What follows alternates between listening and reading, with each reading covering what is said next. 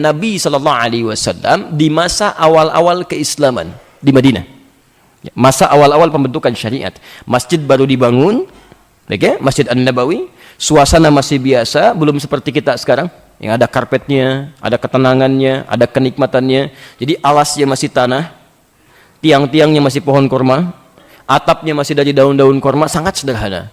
Sedangkan situasi pada saat itu, mohon maaf, Madinah belum setenang sekarang.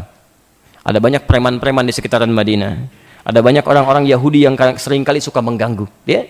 Karena itulah dalam hal ini, Nabi SAW menyampaikan kalimat-kalimat yang menekankan sholat di masjid bagi laki-laki dan menjadikan perempuan tetap menunaikan sholat di rumahnya.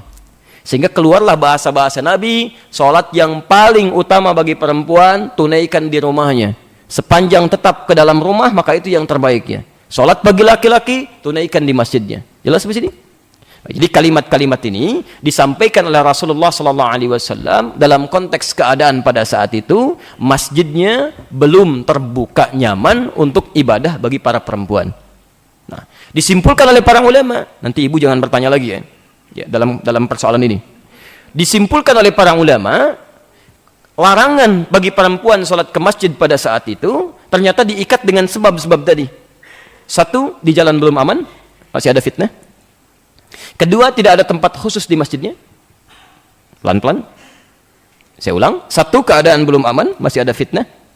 Jangankan ke masjid, mau ke toilet pun diganggu oleh orang Yahudi. Ya, itu terjadi sampai turunnya ayat hijab nanti. Ya. Yang kedua, belum ada tempat khusus bagi perempuan. Dan yang ketiga, awas hati-hati, yang ketiga terkait persoalan mahram. Ya, terkait persoalan mahram. Baik, dengan siapa dia berangkat?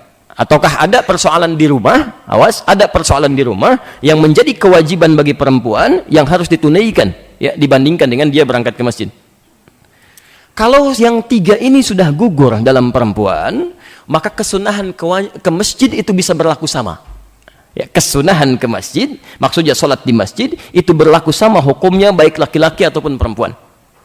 Misal, maaf, ini masjidnya sudah dekat dengan rumah kita, tiba-tiba misalnya mau berangkat, kalau dalam perjalanan itu sudah tidak ada fitnah-fitnah, ada teman-temannya atau bahkan suami istrinya, tempatnya ada khusus untuk areal perempuan, ada untuk laki-laki. Dua. Yang ketiga, ibu sudah selesai kewajiban di rumah sebagai seorang ibu, anak tidak ada yang rewel lagi ya, tidak ada yang minta ASI macam-macam dan sebagainya, maka kesunahannya berlaku. Silahkan Anda ke masjid seperti lelaki ke masjid ya, karena itulah sekarang di Madinah ada saf khusus untuk perempuan. Saat laki-laki ke masjid, perempuan juga ke masjid, terbuka sekarang. Ya, jelas di sini? Baik. Tapi mohon izin ya, mohon maaf, kalau satu di antara tiga tadi masih melekat pada perempuan, tidak ada tempat khusus di masjid, jangan paksakan ke masjid. Jelas ya? Tidak aman di jalan, jangan paksakan ke masjid. Sekalipun tempatnya dekat misalnya, ibu cuma sendirian dan gak ada orang lain di masjid misalnya, kecuali ibu saja.